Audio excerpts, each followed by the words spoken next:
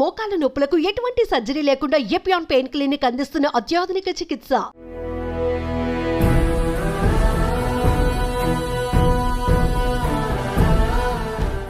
నమస్కారం. మనతో పాటు బ్రహ్మశ్రీ చాగంటి కోటేశ్వరరావు గారు ఉన్నారు. తెలుగువారికి ప్రపంచంలో ఏ మూలన ఉన్నా కానీ ఏమాత్రం పరిచయం అవసరం లేని ప్రపంచ ప్రఖ్యాత ప్రవచనకర్త అటువంటి చాగంటి కోటేశ్వరరావు గారికి ఆంధ్రప్రదేశ్ ప్రభుత్వం ప్రతిష్టాత్మకమైన సలహాదారు అనే ఒక పదవిని తెలుగు భాషకు ఒక అలంకారంగా అందజేశారు. కేవలం చాగంటి కోటేశ్వరరావు గారికి ఇచ్చినదని మనం భావించకూడదు. తెలుగు జాతికి సంస్కృతికి ప్రాతినిధ్యంగా వారి పేరును ఇచ్చినట్టుగా మనం భావిస్తూ వారితోటి ముచ్చటిద్దాము. అనేక విషయాలు తెలుసుకునే ప్రయత్నం చేద్దాం. నమస్కారం. అయ్యా నమస్కారం అండి. ముందుగా మీకు అభినందనలు. ఈ యొక్క క్యాబినెట్ హోదా స్థాయి, మంత్రి హోదా స్థాయి యొక్క ఈ పదవి మీకు రావటం, తద్వారా ముఖ్యంగా యువతకు ఈరోజు తరము, రేపటి తరం, భవిష్యత్ తరాల యువతకు మార్గదర్శనం చేసేటట్లుగా ఒక మంచి పదవి రావటం ఒక గొప్ప అవకాశంగా తెలుగు వారందరూ భావిస్తున్నారు. మీలాంటి వారు 4 మంచి మాటలు చెప్పటం వల్ల, వినటం వల్ల ఒక శక్తివంతమైన భారతదేశం తయారవుతుంది. బంగారు భవిత భారతదేశానికి ఏర్పడుతున్న విశ్వాసం తెలుగు ప్రజల్లో కలిగింది. మిమ్మల్ని చూస్తుంటే ఒకప్పుడు స్వామి వివేకానంద ఎంతోమంది యువతను ఆయన చాలా ప్రభావితం చేశారు. వాళ్ళ ఆలోచన విధానాన్ని మార్చారు ఆయన. అలాగే మీరు ఏది మాట్లాడినా కానీ ఒక ఆలోచనాత్మకము, శక్తివంతము, ప్రభావశీలము ఇవన్నీ ఉంటూ అన్ని రకాల వాళ్ళు, అన్ని వయసుల వాళ్ళు, అన్ని రంగాల వారు కూడా మీ ప్రవచనాలకి వాళ్ళు ఆకర్షణగా అవుతున్నారు. వాళ్ళ జీవితంలో కూడా అనేక మార్పులు వస్తున్న సందర్భాన్ని కూడా మనం గమనిస్తున్నాం. ఇటువంటి ఈ పదవి ఒక సరస్వతికి ఆభరణంగానే, మనం శంకరాభరణంలాగా సరస్వతికి ఆభరణంగా దీన్ని భావిస్తూ, మీ పైన స్వామి వివేకానంద ప్రభావం ఏదైనా ఉందా అని నాకు ఎప్పటి నుంచి అడగాలనిపిస్తుంది. అయ్యో, స్వామి వివేకానంద అంటే నాకు విశేషమైనటువంటి భక్తి, గౌరవం అండి. నాకు స్వామి వివేకానంద అంటే అంత గౌరవం ఏర్పడడానికి కారణం, ఆయన సామాన్యమైన మానవుడి యొక్క మౌలిక సమస్యని గుర్తించడంలో సఫలీకృతం అయ్యారు. దానికి పరిష్కారం చెప్పడంలో సఫలీకృతం అయ్యారు. ఏదో అప్పటికప్పుడు కాకతాళీయంగా చెప్పడం కాకుండా ఆయన ఆలోచనల్లో స్పష్టత ఉంటుంది. అందుకే ఇవాళ చెప్పిన ఆలోచన 10 సంవత్సరాల తర్వాత కూడా అదే కొనసాగుతూ ఉంటుంది. శంకర భగవత్పాదుల వాంగ్మయం ఎలా ఉంటుందో వివేకానందుడి ఆలోచన సరళ అలా ఉంటుంది. అందుకే ఆయన బాగా ఆలోచించి ఇది పరిష్కారము అని నమ్మకంతో చెప్పారు అని నాకు దృఢమైన విశ్వాసం. ఆయన మాటలకి నేను అంత ప్రభావితుడయ్యాను. ఆయన పట్ల నాకు అంత భక్తి గౌరవాలు కూడా ఉన్నాయి. మీ బాల్యంలో, యవ్వనంలో మీ పైన బాగా ప్రభావం చూపించిన వాళ్ళు ఈరోజు మీరు ఇంత ఒక గొప్ప వ్యక్తిగా కీర్తి పొందటానికి, ఇంత జ్ఞానాన్ని సంపాదించడానికి ఎటువంటి ప్రేరణ పొందారు? ఎవరెవరు, ఏ ఏ పుస్తకాలు ఏవి మిమ్మల్ని ప్రభావితం చేసి? నన్ను ప్రభావితం చేసిన వ్యక్తులు అని చెప్పవలసి వస్తే, మొట్టమొదటి వ్యక్తి మహానుభావులు, ప్రాతస్మరణీయులు శ్రీ శ్రీ శ్రీ చంద్రశేఖరేంద్ర సరస్వతి మహాస్వామి గారు. ఆయన ఒక విషయం కాదండి, అసలు కాలంలో సంధ్యాకాలం దగ్గర మొదలుపెట్టి ఒక పిల్లవాడికి ఉండవలసిన క్రమశిక్షణ, తల్లిదండ్రుల పట్ల దేనికి గౌరవం ఉండాలి, శాస్త్రం ఏం చెప్పింది, అది ఎప్పటికీ ఎట్లా అన్వయం అవుతుంది, అన్నింటినీ కూడా ఆచరణాత్మకంగా మాట్లాడటంలో అంత గొప్ప వ్యక్తి నేను వేరొకరిని గమనించలేదు. అనేక విషయాలు మాట్లాడతారు, కానీ నేను వ్యక్తిగతంగా గమనించింది ఏంటంటే, చంద్రశేఖరేంద్ర సరస్వతి మహాస్వామి వారు ఒక సామాన్య గృహిణి కర్తవ్యం దగ్గర నుంచి ఒక మహావిద్వాంసుడి కర్తవ్యం వరకు, సమాజ నిర్మాణంలో పరిపాలకుల దగ్గర నుంచి విద్యార్థుల వరకు ఆయన స్పృశించని విషయాలు లేవు. ఆయన అనుగ్రహ భాషణాలు నన్ను బాగా ప్రభావితుణ్ణి చేశాయి. ఆ పైన మా గురువుగారు రామాయణ, భారత, భాగవతాది గ్రంథాల గురించి మాట్లాడేటప్పుడు వారు పరవశంతో చెప్పినటువంటి కొన్ని మాటలు నన్ను ఆ ఇతిహాసాలు, కావ్యాలు, పురాణాల వైపుకి బాగా ఆకర్షితుణ్ణి అయ్యేటట్లుగా చేశాయి. వీళ్ళు నన్ను బాగా ప్రభావితం చేసిన వ్యక్తులు. ఇందులో ఒకరిని నేను చూడలేదు. ఆశ్చర్యం. నాకే ఎంత విచిత్రంగా ఉంటుందంటే, నేను ఎప్పుడూ మహాస్వామి వారిని చూడలేదు భౌతికంగా. అంటే పచ్చి అబద్ధం. నువ్వు అబద్ధం ఆడుతున్నావని నాకు అనిపిస్తుంది, కానీ సత్యం నేను దర్శనం చేయలేదండి అసలు. కానీ అనుక్షణం వారు నాతో ఉన్నారన్న భావన, అనుక్షణం నేను ఏది చేసినా నాకు తెలియకుండానే జీవితంలో ఏది అలవాటైపోయిందంటే, ఇది స్వామివారు అంగీకరిస్తారా? నేను ఇలా చేశానని తెలిస్తే ఇంకేమైనా ఉందా? అని ఒక ఆరోగ్యవంతమైన భయం నాకు ఏర్పడడానికి ఆయన కారణమయ్యారు. నాకు తెలియకుండా నేను ఆయనకి జవాబుదారీ అయిపోయాను ఏమిటో. అందుకని నేను చేసే ప్రతి పని మీద, నేను మాట్లాడే మాటల మీద ఆయన ప్రభావం చాలా ఎక్కువ ఉంటుంది. 2 మా గురువుగారి ఆశీర్వచనం, ఆయన పాదాలు, ఆయన నా పట్ల చూపించిన ప్రేమ, ఆయన ఆర్తి, ఆయన నాకు చెప్పిన మాటలు, అవి నాకు ఎప్పుడూ జ్ఞాపకానికి వస్తుంటాయి. వీళ్ళిద్దరూ నన్ను బాగా ప్రభావితం చేసిన వ్యక్తులండి. అంటే మీరు మామూలుగా మీ చిన్న వయసులో, బాల్యంలోనూ, యవ్వనంలోనూ ఆ వయసులో మీకు చంద్రశేఖరేంద్ర స్వామి కనెక్ట్ అవ్వటం అనేది, మీ జీవితంలో ప్రవేశించడం అనేది ఒక ఆశ్చర్యము, ఆనందకరమైన అంశంగా అది ఎలా జరిగింది? ఆ చంద్రశేఖరేంద్ర సరస్వతి మహాస్వామి వారు నా జీవితంలోకి ప్రవేశించడం అన్న మాటని అన్వయం చేయవలసి వస్తే, నేను మొట్టమొదటిసారి ఏదో ఒక పాత కాగితం, బహుశా ఇంటికి తీసుకొచ్చిన ఏ పప్పు పొట్లాలకు ఆ రోజుల్లో పాత కాగితాల్లో కట్టేవారండి. అటువంటి కాగితం మీద నేను ఆయన చేసినటువంటి ఒక అనుగ్రహ భాషణం ఉన్న కాగితం చదివాను. దాని మీద ఆయన బొమ్మ ఉంది. నాకు అది ఎంత ప్రభావితుణ్ణి చేసిందంటే నాకు చాలా ఆశ్చర్యం వేసింది. ఆయన భజగోవింద శ్లోకాల్లో ఒక శ్లోకం గురించి మాట్లాడింది. అది మొట్టమొదట నన్ను అసలు భజగోవిందం అంటే ఏమిటి, ఆ శ్లోకాలు ఏమిటి, అవి ఏమిటో వినాలి, అవి ఏమిటో చదవాలి అని అనురక్తి కలిగింది. అట్లా అనుకోకుండా నన్ను అటు తిప్పిన వ్యక్తి ఆయన. కానీ అప్పటికి ఆయన ఉన్నారు. కానీ నాకు చిన్నతనం. నేను ఆ 10వ తరగతి అవి చదువుతున్న రోజులు. ఆ రోజుల్లో కంచి వెడదాం, కామకోటి పీఠానికి వెడదాం, పీఠాధిపతి దర్శనం చేద్దాం, అటువంటి ఆలోచనలు వచ్చే అవకాశం కాదు. అలా ఇంట్లో మాట్లాడే అవకాశాలు అవి ఉండేవి కావు. అందుకని నేను దర్శనం చేయడానికి అవకాశం లేదు. కానీ చాలా ఆశ్చర్యకరంగా నేను అట్లా ప్రభావితున్నై క్రమక్రమంగా ఆయన పట్ల ఆకర్షితున్నయ్యానండి. మీ మాటల్లో తప్పనిసరిగా వచ్చే పేర్లు, 2 పేర్లు ప్రధానంగా ఉంటాయి. ఒకటి ఆదిశంకరాచార్యులు, 2 చంద్రశేఖరేంద్ర సరస్వతి స్వామి. వారు ఆధ్యాత్మిక మార్గంలో ప్రయాణం చేశారు. వాళ్ళు బ్రహ్మచారులుగా చేశారు. సాక్షాత్ పీఠాధిపతి అయ్యారు. స్వామి వివేకానంద పీఠాధిపతి కాకపోయినా అటువంటి జ్ఞాన పీఠాధిపతి స్వామి వివేకానంద. అటువంటి ప్రయాణం వారిది. మరి మీరు మామూలుగా గృహస్థాశ్రమంకి వచ్చారు, చదువుకున్నారు, ఉద్యోగం చేశారు. మీకు ఎప్పుడు అటువంటి వైరాగ్య భావన కలగలేదా? కలగకపోవడానికి కారణం ఏమిటంటే, స్వామివారు అనేక అనుగ్రహ భాషణాల్లో కర్తవ్యం గురించి మాట్లాడేవారు. ధర్మము, కర్తవ్యము ఈ 2 కూడా అభేదం. నువ్వు ఏది చెయ్యాలో అది చెయ్యడమే ధర్మం, అదే కర్తవ్యం. అది ఆశ్రమం మీద ఆధారపడుతుంది. బ్రహ్మచారి తన ఆశ్రమాన్ని బట్టి కర్తవ్యం చేయాలి. గృహస్థాశ్రమ కర్తవ్యం చేయాలి. వానప్రస్థు ఆశ్రమ కర్తవ్యం చేయాలి. ఎవరి కర్తవ్యాన్ని వారు నిర్వర్తిస్తే ఆ ఆశ్రమం వారి ఉద్ధరణకి హేతు అవుతుంది తప్ప, ఖచ్చితంగా ఈ ఆశ్రమం కన్నా ఈ ఆశ్రమంలో ఉంటేనే తరిస్తారని భావించనవసరం లేదు. గృహస్థుగా ఉండి నీ కర్తవ్యాన్ని నువ్వు నిర్వహించడం అన్నది నీకు శ్రేయోదాయకం అని వారు చెప్పిన మాటలు నన్ను బాగా ప్రభావితం చేసిన కారణం చేత ఒక గృహస్థుగా జీవితం గడపడం నాకేమీ బాధ కలగడం కానీ, ఇది నాకు బరువైపోయింది, ఇది లేకపోతే బాగుండేది అన్న విపరీత వైరాగ్యం కానీ నాకు ఎప్పుడూ కల్పించలేదండి. నేను ఏది చెయ్యాలో అది చేస్తున్నానా. ఆయన తరచుగా ఒక మాట చెప్తుండేవారు, పూజ. వివేకానందుడు చెప్పింది కూడా అది. పూజ అన్నది కేవలం 4 గోడలకి ఒక కాలానికి పరిమితం కాకూడదు. పూజ అంటే ఈశ్వరుణ్ణి గౌరవించుట. ఈశ్వరుని గౌరవించుట అంటే ఆయన చెప్పినట్లు బ్రతుకుట. క్రమక్రమంగా పూజ ఉదయం మొదలైంది విస్తరిస్తే, నేను ఇవాళ ఎన్నిసార్లు ఆయన చెప్పినట్లు బ్రతికాను.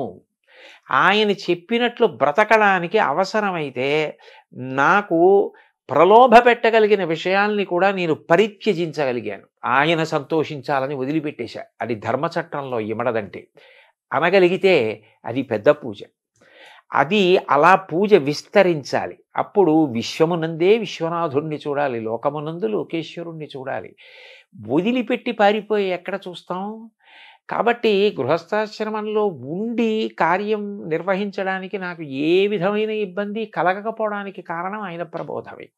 అంటే మనం స్వధర్మాన్ని పాటించటము, మనం ఎంచుకున్న రంగంలో దాని యొక్క లోతులు ఎత్తులు చూడటము, అని అందులో త్రికరణ శుద్ధితో దాన్ని సాధించటము అంతేనండి. అనేది ఒక కర్తవ్య బోధం మీకు వాళ్ళ ద్వారా జరిగింది. అంతే అంతే ఈ క్రమంలో మీకు భగవద్గీత శ్రీకృష్ణుడు ప్రవేశించలేదా? అని ఆ మహాస్వామి వారి ప్రవచనాల్లో అనేక పర్యాయాలు భగవద్గీత గురించి ప్రస్తావన ఉంటుంది. అసలు భగవద్గీత అనేటటువంటిది మనందరికీ కూడా మూలస్తంభం లాంటిది కదండి. ఏది మాట్లాడినా గీతలో గీతాచార్యుడు చెప్పినట్టు అన్న మాట ప్రస్తావనకు వస్తుంది. ఎవరి ధర్మం వారు పాటిస్తే అన్నప్పుడు స్వధర్మో నిధనం శ్రేయ అన్న శ్లోకం జ్ఞాపకానికి వచ్చేస్తుంది. నిన్ను నువ్వే ఉద్ధరించుకోవాలి తప్ప ఎవరో వచ్చి ఉద్ధరించరు. నీ కర్తవ్యం నువ్వు చేస్తే నిన్ను నువ్వు ఉద్ధరించుకోవడమే. ఉద్ధరేణాత్మనాత్మానం ఆత్మానవసాదయేత శ్లోకం వచ్చేస్తుంది. కాబట్టి మహాత్ముల బోధలను పరిశీలించడంలో, అనుష్ఠించడంలో మన ప్రమేయం లేకుండానే గీత కూడా చొచ్చుకుని ప్రవేశిస్తుందండి. అంటే మనకు జగద్గురువులు శ్రీకృష్ణ పరమాత్మ జగద్గురువు, ఆదిశంకరాచార్యులు జగద్గురువులు. అసలు మనకు కనిపించే తల్లిదండ్రులు మనకు పాఠాలు చెప్పే మార్గదర్శించే గురువులతో పాటు వాళ్ళు ఎక్కడి నుంచో మనకు మార్గదర్శనం చేస్తున్న జగద్గురువులు ఆదిశంకరాచార్యులు, వ్యాసుడు, శ్రీకృష్ణ పరమాత్మ కదా. అయితే మీరు ఇప్పుడు నాయకత్వ లక్షణాలు ఏర్పడటం, రీడర్షిప్ రెండో ఉన్నాయి మీకు. ఇవి ఎలా వచ్చాయి, ఎలా ఏర్పడ్డాయి? అవి ఈ కారణం చేత వచ్చాయి అని చెప్పడం కష్టమేమో కానండి, బహుశా అలా ఏర్పడడానికి కారణం మాత్రం ఏదైనా ఒక లక్ష్యాన్ని పెట్టుకున్నప్పుడు ముందుగానే దాని గురించి తరచి ఆలోచించి, ఈ లక్ష్యాన్ని పెట్టుకున్న తర్వాత మధ్యలో విడిచిపెట్టకుండా నేను సాధించడానికి ప్రయాణం చెయ్యాలి. ఎందుకనంటే ఒక లక్ష్యాన్ని పెట్టుకుని మీరు బయలుదేరారనుకోండి, మిమ్మల్ని పొగిడేవాళ్ళు, మీ వెనక నిలబడేవాళ్ళు, మిమ్మల్ని సమర్థించే వాళ్ళు ఎలా ఉంటారో, రాళ్ళేసేవాళ్ళు, దాని గురించి ఏమీ తెలియకపోయినా ఏవేవో మాట్లాడేవాళ్ళు కూడా ఉంటారు. హేతుబద్ధమైనటువంటి సలహా ఏది మన లక్ష్యాన్ని చేరుకోవడానికి పనికొస్తుందో దాన్ని స్వీకరిస్తూ, మిగిలిన దాని గురించి అంతగా అంటకాగిపోకుండా వాళ్ళు నా లక్ష్యశుద్ధిని అర్థం చేసుకోవాలి అని భగవంతుణ్ణి ప్రార్థించి స్నేహభావంతో వాళ్ళ పట్ల ఉదాసీన భావం వహించడం అలవాటైతే మన ప్రమేయం లేకుండానే మనకి నాయకత్వ లక్షణం వస్తుంది, అందరినీ నడిపించగలం.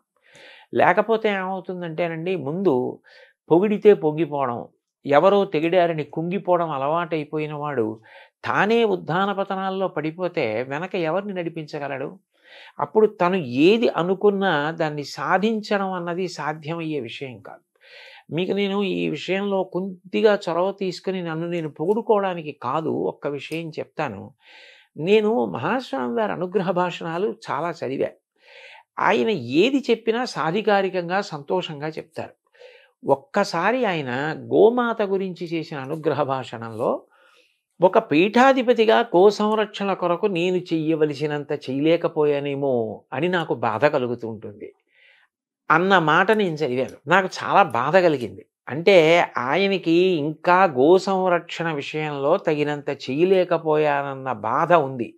అప్పుడు నా కర్తవ్యం అంటూ ఏమైనా ఉంటే ఆయన నమ్మిన వాడిగా నేను కొన్ని గోవుల్ని కాపాడడానికి ముందుకు వెళ్ళి, ఏదో నేనొక్కడిని గోవుల్ని రక్షించడం కాదు, గో సంరక్షణం అన్నదాన్ని ఎందుకు చెయ్యాలి అన్నది వ్యాప్తి చెందేటట్టుగా చెయ్యడానికి ప్రయత్నం చెయ్యాలి. అప్పుడు ఆయన సంతోషిస్తారనిపించింది. మొదలుపెట్టాం గోశాల. మీరు వచ్చి చూశారు.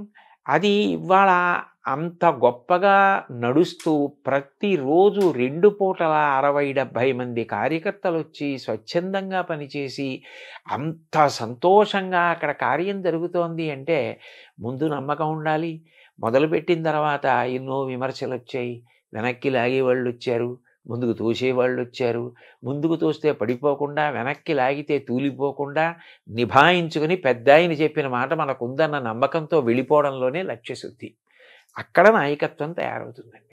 అది మీలో ఇంత ఒక దృఢమైన అచంచలమైన ఒక పట్టుదల, ఆ స్వభావము, దేనికి వంగకుండా పొంగకుండా ఉండే లక్షణాలు, ఇవన్నీ కూడా మీకు ఆదిశంకరాచార్యులు, జగద్గురు చంద్రశేఖరేంద్ర సరస్వతి స్వామి వారు, వివేకానంద వీళ్ళ యొక్క స్ఫూర్తి మీ పైన ఉందని అనుకోవాలి, వాళ్ళ వాక్కుల యొక్క ప్రభావం. ఖచ్చితంగానండి. ఎందుకంటే వివేకానందుడు ఎన్ని కష్టాలు పడ్డారండి, శంకరాచార్యులు వారు ఎన్ని కష్టాలు పడ్డారు. ఆయన్ని శారీరకంగా కూడా అంతం చేసేద్దామని ప్రయత్నం చేశారు.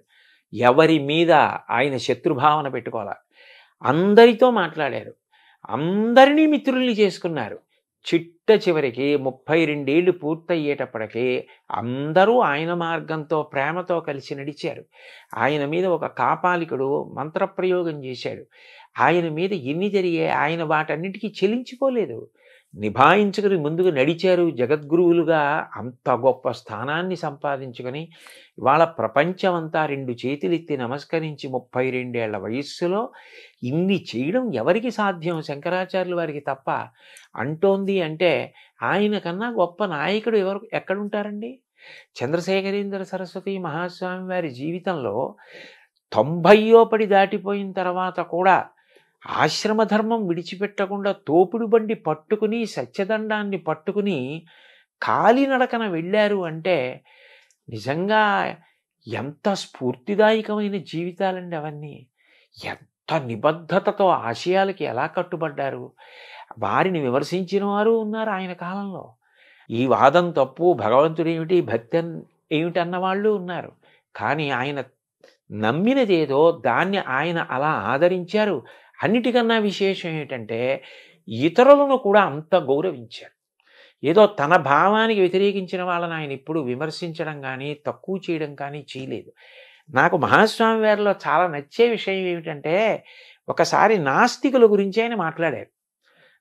ఆయన అన్నారు, భగవంతుడు ఉన్నాడు ఉన్నాడు అని నమ్ముతున్నానని చెప్పి పాపం చేసేవాడి కన్నా లేడు లేడు అని చెప్పి లేడన్న భావనతో బతికేవాడు ఒక మెట్టు పైనున్నవాడే కదా. ఎంత గొప్ప స్పష్టత అండి. మనకంటే వాడు ఎక్కువ ఆలోచించాడని స్పష్టతే కదా. ఆయన సిద్ధాంతం ఆయనకి కట్టుబడ్డాడు. ఆయన నీ సిద్ధాంతానికి నువ్వు ఎక్కడ కట్టుబడ్డావు? ఉన్నాడు ఉన్నాడు అంటున్నావు, ఉన్నాడు ఉన్నాడు అని అంటున్నప్పుడు ఉన్నాడన్నవాడి పట్ల భక్తి భయాలతో నువ్వు అట్లాగే గౌరవంగా బ్రతకాలి. మరి నువ్వు పాపం వైపు అందుకు అనురక్తుడవుతున్నావు, అలా అవ్వకూడదు కదా అని ఇటువైపున ప్రబోధము చేస్తూ అటువైపు ఒక సిద్ధాంతానికి నమ్మితే కట్టుబడ్డం అన్నది ఏదైనా కూడా అది వాళ్ళ గొప్పతనము అని చెప్పి పొగుడుతూ మాట్లాడడం నిజంగా ఆయన సామరస్యానికి, ఆయన మంచితనానికి, అవగాహనకి ఎంత మంచి ఉదాహరణ అండి. ఇప్పుడు మీరు చంద్రశేఖర సరస్వామి అని చెప్పి ఆదిశంకరాచార్యులు కూడా ఆసేతు సీతాచలము కాలినడక నడిచి అనేక పీఠాలు స్థాపించి ఎంతో జ్ఞానాన్ని మనకు పంచి 1,00,000 మంది కలిసి కొన్ని వేల సంవత్సరాలు చేయని పని ఒక్కడు చేశారు కదా. అవునండి. ఆయన ప్రభావం చంద్రశేఖర సరస్వతి స్వామి మీద తప్పనిసరిగా ఉంటుంది కదా. ఖచ్చితంగా వారందరి ప్రభావం మీ పైన ఉంది. అవునండి. అంతే కదా. తర్వాత మామూలుగా ఇప్పుడు వ్యక్తిత్వ వికాసం అని, పర్సనాలిటీ డెవలప్మెంట్ అనే మాటలు మనం సహజంగా వింటున్నాం. మన భారతదేశంలో మనకి చాలా జ్ఞానాన్ని ఇచ్చి వెళ్ళారు. ఇది యోగ భూమి, జ్ఞాన భూమి అంటారు కదా. అయినప్పటికీ ఇంకా మనం వికాసం చెందలేదు. ఇంకా పిల్లలకి, యువతకి వ్యక్తిత్వ వికాసం జరగాలి అనే ఒక ఆలోచనలో ఉంటున్నాం కదా. దీన్ని ఎలా చూస్తున్నారు? అంటే నేను అనేది ఏమిటంటేనండి, కాలంలో అనేక మార్పులు వచ్చాయి. నేను చదువుకునే రోజుల్లో దృష్టిని అన్య విషయాల వైపుకి లాగేసే విషయాలు చాలా తక్కువ. కాబట్టి చదువుకోవడం మీద, క్రమశిక్షణగా ఉండడం మీద అవకాశాలు ఎక్కువ ఉండేవి. ఇప్పుడు రాను రాను రాను రాను ఏమైపోయిందంటే ఇది అందవచ్చా, ఇది అందకూడదా అన్నదానితో సంబంధం లేకుండా అందరికీ అన్నీ అందుబాటులో ఉన్నాయి. అప్పుడు దానికి విరుగుడు ఒకటే ఉంటుంది, స్వీయ నియంత్రణ. ఎవరికి వారే ఇది నాకు ఇప్పుడు అనవసరం, నేను దాని జోలికి వెళ్ళకూడదు. అది నాకు అందుబాటులో ఉండొచ్చు, అది వేరు విషయం. అది అందుబాటులో ఉందని దాని జోలికి నేను వెళ్ళకూడదు అని నియంత్రించుకుంటే తప్ప విద్యార్థి తాను చేయవలసిన పని తాను చేసి కుటుంబాన్ని రేపొద్దున్న ఆదుకోవాలి, పెద్దవాడై దేశ గౌరవాన్ని నిలబెట్టాలి. స్వీయ నియంత్రణ పిల్లవాడికి బాగా అర్థం అవ్వాలి అంటే పాఠ్యాంశాలతో పాటుగా దాని అవసరం. అట్లా ఎవరెవరు నియంత్రించుకుంటే మహాపురుషులు కాగలిగారు, ఎక్కడ వాళ్ళు జారిపోలేదు అన్న విషయాన్ని చెప్పడం మన కర్తవ్యం అండి. అది మనం చెప్పగలిగితే వాళ్ళు ప్రతిదాన్ని పనికొచ్చేటట్టుగా ఉపయోగించుకుంటారు. అట్లా ఉపయోగించుకున్నాడు అనుకోండి, చక్కగా వాళ్ళు వృద్ధిలోకి వస్తారు, దేశానికి పేరు ప్రఖ్యాతులు వస్తాయి, తల్లిదండ్రులు సంతోషంగా ఉంటారు. నేను 2 పిల్లల్ని పెంచాను, పెద్ద చేశాను, చదివించాను, ఇప్పుడు మనవలు చదువుకుంటున్నారు. ఒకటి తాతగారి స్థాయికి వచ్చేసాను కాబట్టి ఆ అనుభవం ఉంది. 2 కొన్ని వేల ఆధ్యాత్మిక ప్రవచనాలు చేశా. పిల్లలకి చెప్పడం అన్నది నాకు ఎందుకు ఇష్టం అంటే, పిల్లలలో తప్పు ఒప్పుకునే లక్షణం ఉంటుందండి. ఎందరో పిల్లలు ఒక విషయం గురించి మాట్లాడిన తర్వాత వచ్చి, మేము ఈ తప్పు చేశామండి, ఇప్పుడు మీరు చెప్పిన తర్వాత మాకు అర్థమైంది, ఇంకా మేము ఈ తప్పు చేయదలుచుకోవట్లేదు, మేము మారాలనుకుంటున్నాం, మేము నిబద్ధతతో నిలబడాలనుకుంటున్నాం అని మారిన వాళ్ళు, మారి వాళ్ళ లక్ష్యాలు సాధించిన వాళ్ళు అనేక మంది నా దగ్గరికి వచ్చి నేను అడగకపోయినా చెప్పిన వాళ్ళు ఉన్నారు. అంటే పిల్లల్లో మార్పుకి ఒక మాట కారణం అవుతోంది కదా. అయినప్పుడు అది చెప్పవలసిన అవసరం ఉంది. కాబట్టి ఇది ఒకప్పుడు అవసరం, ఒకప్పుడు అవసరం లేదన్న మాట ఉండదు. ఎప్పుడూ అవసరం అయి ఉంటుంది. అందున స్వీయ నియంత్రణ యొక్క అవసరం పెరిగే కొద్దీ ఇటువంటివి చెప్పవలసిన అవసరం కూడా అంత అవసరం పెరుగుతూ ఉంటుందండి. అంటే కాలమాన పరిస్థితుల్లో అన్ని మార్పులు వస్తుంటాయి. కొన్ని దూరం అవుతాయి, కొన్ని దగ్గర అవుతుంటాయి.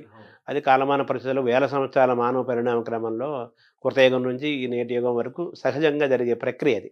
కాలం గొప్పది కదా బేసిక్గా. అయితే ఇప్పుడున్న వాతావరణంలో, ఇప్పుడున్న ఈ టెక్నాలజీ, మొబైల్ ఫోన్లు, ఇంటర్నెట్లు, సినిమాలు మీరు అన్నట్టుగానే మనల్ని ఆకర్షించే అంశాలు చాలా ఉన్నాయి యూత్ని, పిల్లల్ని.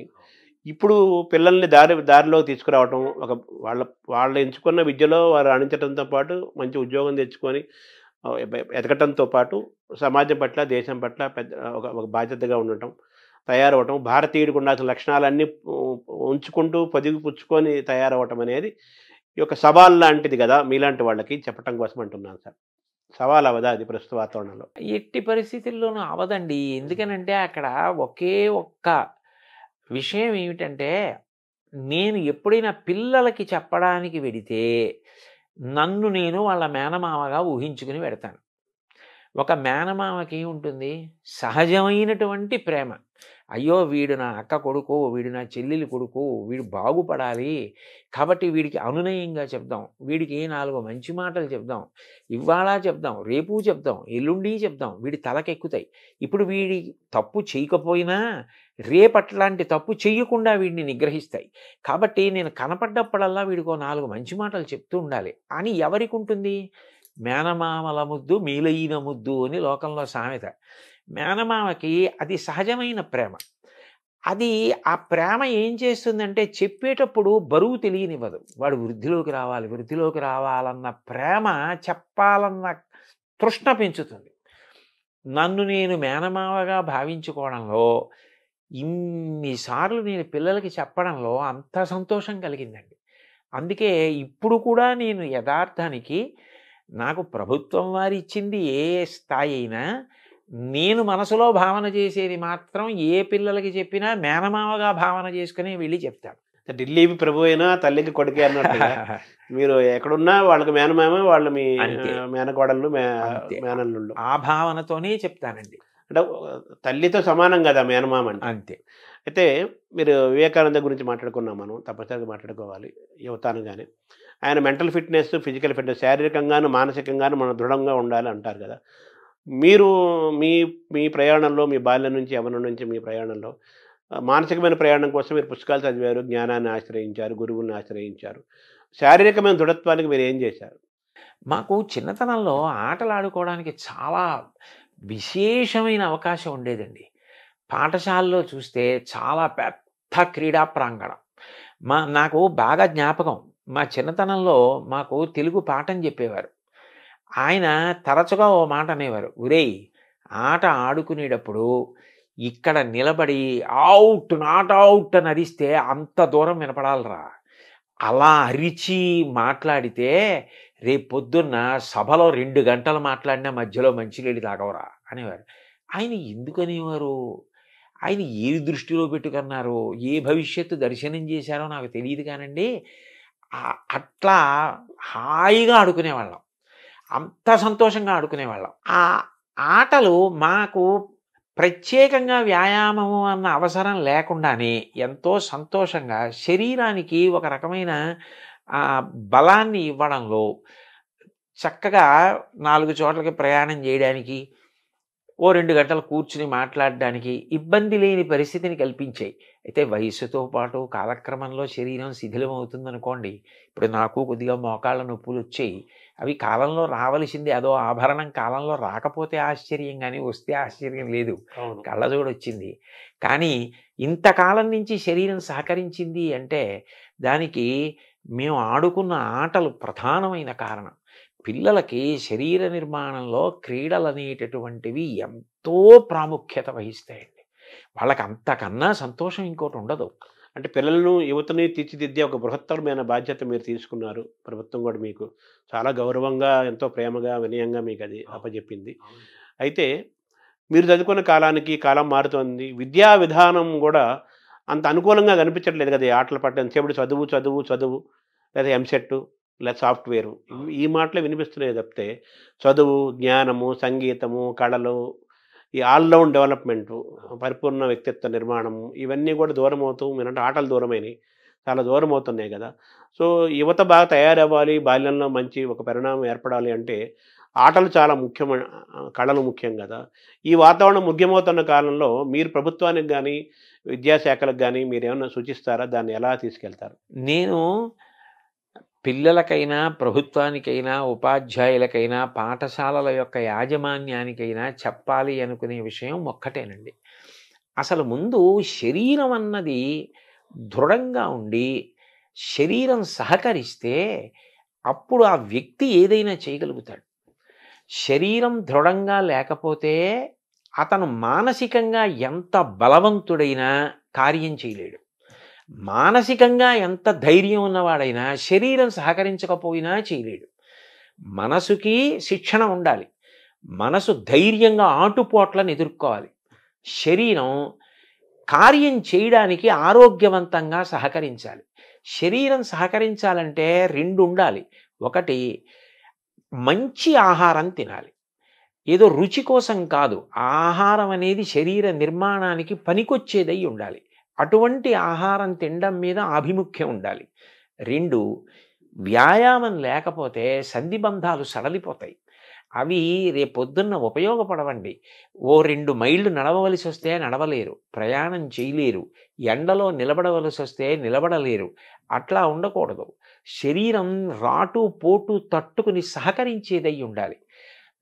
అట్లా లేకపోతే వాడు ఎంత చదువుకొని ఇవ్వండి, వాడు చాలా పెద్ద ఇంజనీర్ అయ్యాడండి, అయితే మాత్రం అతని ఎండలో ఒక అరగంట నించోలేకపోతే, ఓ 4 మైళ్ళ దూరం ఒక పూటంతా తిరగలేకపోతే అతను ఎలా ఈ కార్యాన్ని సాధించగలుగుతాడు? మోక్షగుండం విశ్వేశ్వరయ్య గారు అంత వృద్ధుడైపోయిన తర్వాత కూడా ప్రధానమంత్రి అడిగారు అని చెప్పి విమానం ఎక్కి చాలా తక్కువ ఎత్తులో గంగానది అవన్నీ పరివాహక ప్రాంతాలన్నీ పరిశీలించి ఆనకట్టల నిర్మాణానికి సూచనలు చేశారు. అంత నియమబద్ధంగా, అంత ఆరోగ్యంగా ఉండేవారు.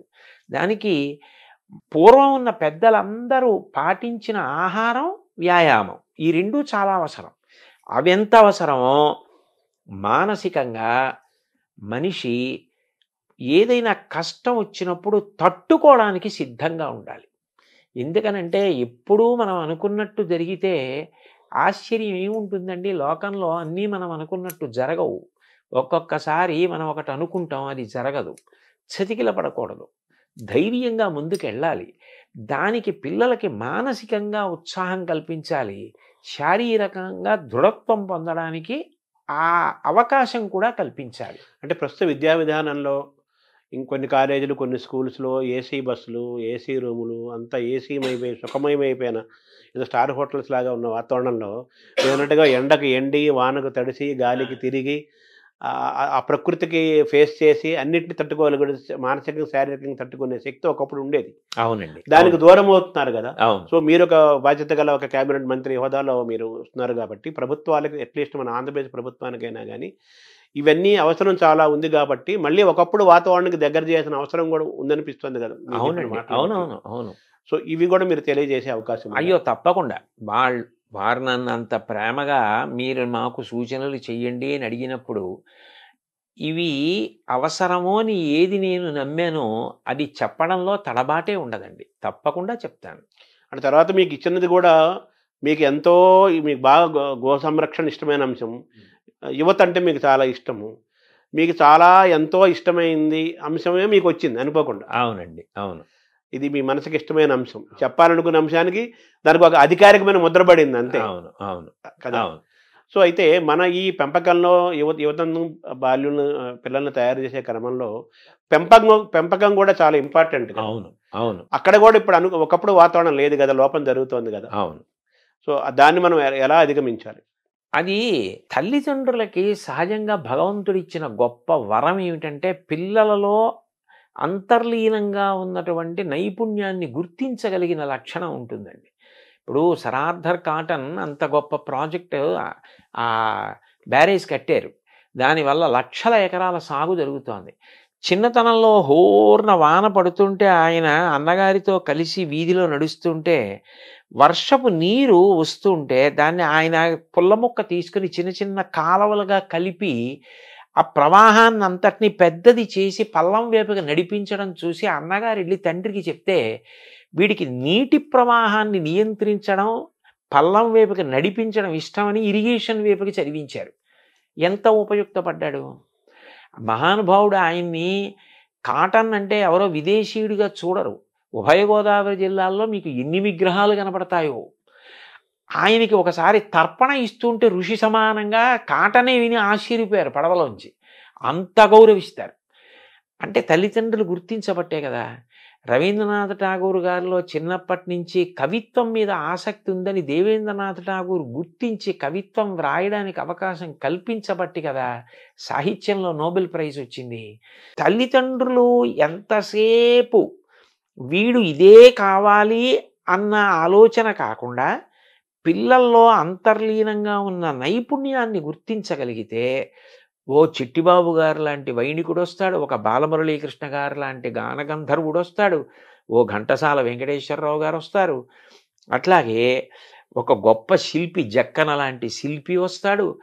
వాళ్ళకి అసలు అనేక విషయాలు పిల్లలకి చూపించి వాళ్ళ అనురక్తి దేని వైపు నిలబడుతోందో అటువైపు ప్రోత్సహిస్తే మళ్ళీ అన్ని రంగాల్లోనూ వృద్ధి ఉండాలి కదండి.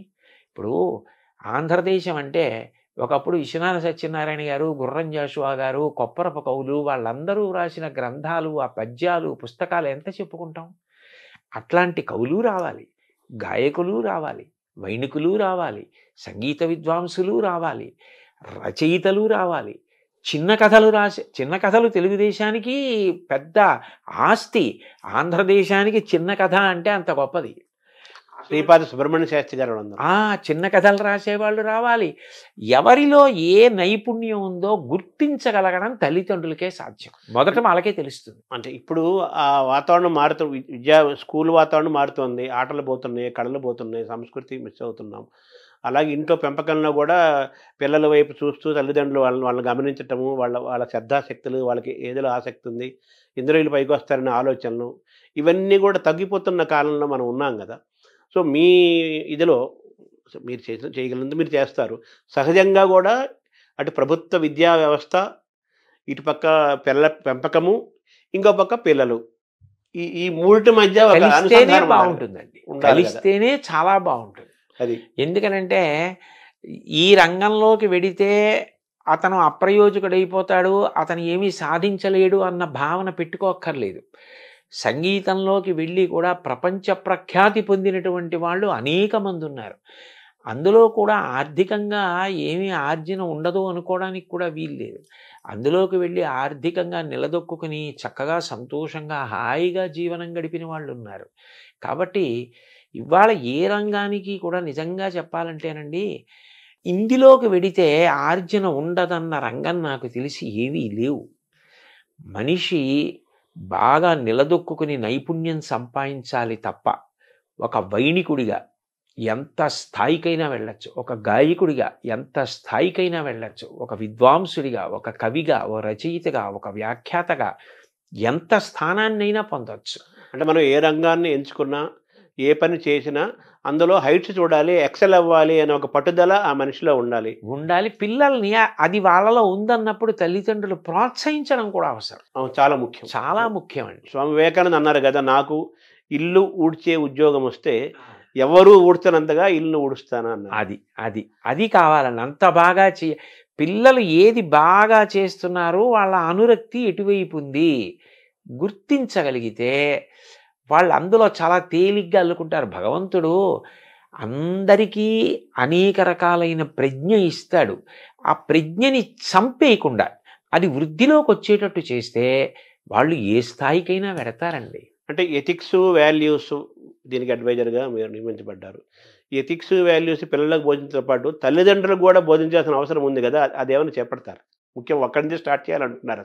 తప్పకుండా అది పిల్లలకి చెప్పేటప్పుడే ఇప్పుడు మీరు అడిగిన ప్రశ్నకి జవాబుగా నేను చెప్తున్నది ఏదుందో అది తల్లిదండ్రులందరికీ నేను చేస్తున్న ప్రార్థనే.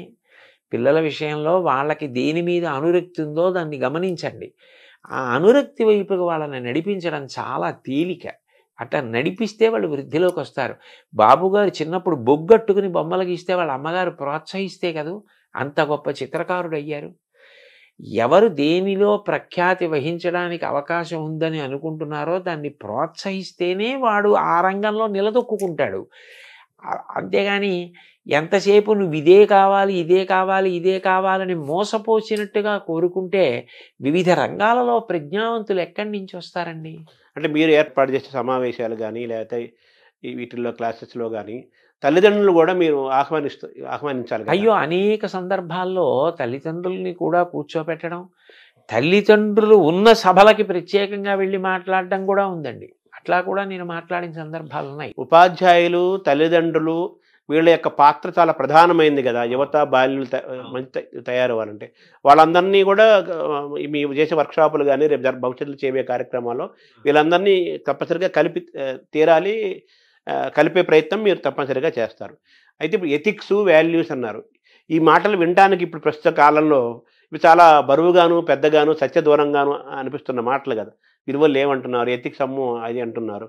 ఇది ఛాలెంజ్గా లేదా? దీన్ని మనం మళ్ళీ సొంతం చేసుకుంటాం? లేదండి, నిజానికి. ఎందుకంటే మీరు ఒక్కటి ఆలోచించండి, మిగిలిన ప్రాణులన్నింటికీ కూడా ఒక్కటే ధర్మం, పశుధర్మం అంతే. దానికి నీతి పాటించాలి, నియమం పాటించాలి అని చెప్పలేరు. ఒక పెద్ద పులికి ఆకలేస్తే నిండు గర్భిణి అయి అప్పుడే ప్రసవిస్తున్నటువంటి ఒక లేడిని కూడా చెనకి తింటుంది. అది దాని ధర్మం. దానికి అహింస, దయ బోధించలేరు. మంచి గుణములన్నీ ఉండి తీరవలసింది ఎవరికి అంటే మనిషికి. మీరు ఒక్కటి ఆలోచించండి, నీతి అన్నది ఒక్కటి విడిచిపెట్టేస్తే ఎవరికీ భద్రత ఉండదు. ఎందుకనంటే ఏ క్షణాన ఎవరు ఎవరిని కాటేస్తారో, ఎవరు ఎవరిని మోసం చేస్తారో తెలియని పరిస్థితి ఉంటుంది. అభద్రతాభావం అన్నది ఉండిపోయిన నాడు, శాంతి లేని నాడు, ఎవరు ఎంత చదువుకున్నా, ఎవరు ఎంతంత పదవులలో ఉన్నా దాని వలన ఏది ప్రయోజనం? ఏదీ లేదు. తాను ప్రశాంతంగా ఉండవలసింది, అందరినీ ప్రశాంతంగా ఉంచవలసింది మనిషి ఒక్కడే. ఆ మనిషి అన్ని జీవులు ప్రశాంతంగా ఉండేటట్టు చేయడం నీతిని పాటించడం ద్వారానే. అది పాటించడం వల్ల అంత పెద్ద ప్రయోజనం ఉన్నప్పుడు అది బరువు అవ్వవలసిన అవసరం ఏముంది? ఇప్పుడు నా కూతురుంది, నా కూతురు బయటికి వెళ్ళినప్పుడు భద్రంగా ఉంటుందన్న నమ్మకం నాకు కలగాలి. వేరొకరి కూతురు బయటికి వెళ్ళినప్పుడు భద్రంగా ఉంటుందన్న భావన వారికి కలగాలి. అప్పుడు వారి కూతురి విషయంలో నేను మర్యాదగా ప్రవర్తించాలి, నా కూతురి విషయంలో వారు మర్యాదగా ప్రవర్తించాలి. ఎవరు మర్యాదగా ప్రవర్తించకపోయినా శాంతి లేదు. ఆ నియమపాలనం చేసి నీతిని పాటించవలసిన వాడు మనిషి ఒక్కడే. ఎందుకనంటే ఒక ప్రాణి వేరొక ప్రాణి యొక్క విభూతిని వాడుకోదు.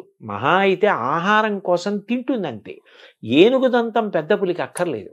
ఏనుగుదంతంతో బొమ్మ చేసేవాడు మనిషి. నెమలి నాట్యం చూసి నాట్యం నేర్చుకునేవాడు మనిషి. గాడిద మీద బరువులు మోయించేవాడు మనిషి. గుర్రం ఎక్కి ఎత్తైన ప్రదేశాలకు వెళ్ళేవాడు మనిషి. ఏ ప్రాణిలో ఏ విభూతి ఉంటే దాన్ని వాడుకునేవాడు మనిషి. అయినప్పుడు ఆ మనిషి తాను ప్రశాంతంగా ఉండాలి, చుట్టూ ఉన్న వాళ్ళని ప్రశాంతంగా ఉంచాలి, సమస్త జీవులను ప్రశాంతంగా ఉంచాలి. మనిషి కట్టు తప్పాడు అనుకోండి, అతని ఒక్కడితో పోదండి. ఏటికి వరదొస్తే ఒక ఊరికి ప్రమాదం, సముద్రానికి ఉప్పెనొస్తే పెను ప్రమాదం. అంటే ఈ జీవ వైవిధ్యము, బయోడైవర్సిటీ అని మనం ఈరోజు ఇబ్బంది పడుతున్నాం కదా, దానికి మనిషి యొక్క మితిమీరిన స్వార్థము ఒక కారణం కదా. అందుకే ప్రతి విషయంలోనూ ఆ నీతి, స్వీయ నియంత్రణ చాలా అవసరం. సముద్రం నేను చిలీలి కట్ట దాటను అని ఓ నియమం పెట్టుకుని చేతకాని దానిలా కెరటం అక్కడ వరకు వచ్చి వెనక్కి ఎడుతోంది. సముద్రం నేను ఎన్నాళ్ళు ఇలా ఉంటాను, ఏడాదికి ఒక్క 2-3 రోజులు నా ఇష్టం వచ్చిన చోట ఊళ్ళోకి ఎడతానంటే, అన్నేళ్ల నుంచి అలా నియమానికి సముద్రం కట్టుబడి ఉన్నప్పుడు కట్టుబడ్డానికి మనిషికి ఎందుకు కష్టం? అంటే ఒక్క మనిషి తప్ప మిగతా ప్రకృతి జంతువులన్నీ కూడా సహజంగా ప్రవర్తిస్తున్నాయి, మనిషే మారిపోతున్నాడు కదా. అంత మారిపోవలసిన అవసరం లేదండి. అయితే అతి తెలివితేటలు కూడా మంచిది కాదు. కాలం మారుతోంది, మేము మారుతున్నాం అంటూ ఉంటారు. కాలం మారడం అంటే కాలానికి ప్రధానం సూర్యచంద్రులు. సూర్యుడు తూర్పును ఉదయించడం మానేశాడా, పశ్చిమాన్ని అస్తమించడం మానేశాడా? ఋతువులు 6 అలాగే ఏర్పడుతున్నాయి. శీతాకాలంలో చలేస్తోంది, హేమంత ఋతువులో మంచు పడుతోంది. ఎప్పుడు ఎలా ఉంటుందో అలాగే ఉంది. కాలం ఎక్కడ మారింది? కాలం ఏం మారలేదు. మనం మారి కాలం మీద నెట్టేస్తున్నాం. మారింది మనిషి ఒక్కడే మారాడు. కానీ ఆ మారడం మంచిగా మారితే పర్వాలేదు. మంచిని వదిలిపెట్టి మారకూడని రీతిలో మారి దాన్ని కాలం మీదకో ఇతరుల మీదకో నెట్టేస్తే తర్వాత ఆఖరణ ముప్పుని మాత్రం మనిషే మొట్టమొదట భరించవలసి ఉంటుంది. ఇప్పుడు మన కరోనాలు కానీ ప్రకృతి వైపరీత్యాలని అటువంటివి మనిషి దూరం అవుతున్న కాలంలోకి మనం వచ్చేసాం. ఇప్పుడు ఎథిక్స్, వాల్యూస్ అంటే పిల్లలకి ఈతుకు చెప్పాలంటే మామూలు physics, chemistry, mathematics, economics, history ఇవన్నీ ఉన్నాయి. ఇవి మరి మన పాఠ్యాంశాల్లో తగ్గిపోతున్నాయి కదా. ఒకటి పెద్ద బాల శిక్ష అవన్నీ ఉండేవి, శతకాలు ఉండేవి. మనం తెలుగు వరకు మనం మాట్లాడుకుంటే, ఆంధ్రప్రదేశ్లో మాట్లాడుకుంటే అవి కూడా విద్యా విధానంలో సిలబస్లో తీసుకురావాల్సిన అవసరం కూడా ఉంది కదా. అవి తప్పకుండానండి. ఎందుకనంటే ఏదైనా ఒకటి జ్ఞాపకం ఉండాలి అంటే మీకు పద్యం కన్నా తేలిక మార్గం ఇంకోటి ఉండదు. ఛందోబద్ధమైన పద్యం 4 మాటలు చదివితే జ్ఞాపకం ఉంటుంది. ఇప్పుడు మీరు నైతిక విలువల గురించో లేకపోతే వాళ్ళు జీవితంలో పాటించవలసిన మౌలికమైన నీతి గురించో మీరు ఎంత ప్రసంగం చేసినా అప్పటికి వాళ్ళు పట్టుకున్న కాలక్రమంలో అది విస్మృతికి గురైపోతుంది. ఒక పద్యం అనుకోండి, వాళ్ళకి ధారణలో ఉంటే వాళ్ళు ఎప్పుడు ఏ సందర్భాన్ని ఎదుర్కోవలసి వచ్చినప్పుడు పద్యం స్ఫురణకొస్తుంది. పద్యం స్ఫురణకొస్తే అందులో ప్రతిపాదింపబడిన విషయం గుర్తొచ్చి వాడు ఏది చెయ్యాలో ఏది చేయకూడదో నిర్ణయించుకుంటాడు. అందుకని అటువంటి పద్యాల సమాహారంగా కొంత పాఠ్యాంశంగా ఒక పాఠ్య ప్రణాళిక ఉండి తద్వారా ఈ నైతిక విలువలు పిల్లలు నేర్చుకోవడం అన్నదానికి అవకాశం కలిగితే బాగా స్పష్టత ఉంటుంది. పిల్లలు కూడా బాగా పట్టుకోగలుగుతారండి, వాళ్ళు ఊంచుకోగలుగుతారు, తెలుసుకోగలుగుతారు. అంటే ఇటువంటి విద్యా విధానం రావాల్సిన అవసరం ఉంది కదా, దాన్ని దూరం అవుతున్నాం కదా ప్రస్తుతం ఉన్న వాతావరణం. అది దిద్దుకోవడమేనండి. అదే దాన్ని దిద్దుకుని ఏది చేస్తే పిల్లలకి మంచి జరుగుతుందో అది చేస్తే సరిపోతుంది. తర్వాత గురు శిష్య పరంపర కూడా, గురు శిష్య సంబంధాలు అనేవి చాలా ముఖ్యమైనవి. ముఖ్యంగా పిల్లలకి, యూత్కి, వాళ్ళకి ముఖ్యమైనవి కదా. ఇప్పుడు గురు శిష్య సంబంధాలు అంత ఆరోగ్యకరంగా లేవు. గురువు అనే మాట చాలా సుదూరంగా వినపడుతున్న మాట. మనకు పాఠాలు చెప్పే టీచర్లు కనిపిస్తున్నారు, లెక్చరర్స్ కనిపిస్తున్నారు, ప్రొఫెసర్స్ కనిపిస్తున్నారు, కానీ వాళ్ళ మార్గదర్శనం చేసే గురువు అనేవాడు, పాఠాలు చెప్పిన వాళ్ళందరూ గురువులు అవ్వరు కదా. అవును. ఎవరైతే మార్గదర్శనం చేశాడో వాడు గురువు అవుతారు, మిగతా అంతా ఒక టీచర్లు, లెక్చరర్లు, ప్రొఫెసర్లు. గురువుల అవసరం ఈ జాతికి అవసరం ఉంది. నెక్స్ట్ ఒక ఉపాధ్యాయుడు, శిష్యుడు, విద్యార్థి, ఒక గురువు, ఒక విద్యార్థి మధ్య గురు శిష్య పరంపర సంబంధం చాలా గొప్పగా ఉండే కాలం నుంచి మనం వచ్చాం, ప్రయాణం చేశాం. ఇప్పుడు ఆరోగ్యక తల్లిదండ్రులు పిల్లల మధ్య ఎలాగే సంబంధాలు కొంచెం తగ్గుతున్నాయో, గురు శిష్య సంబంధాలు కూడా మారుతున్న క్రమంలో ఉన్నాం కదా.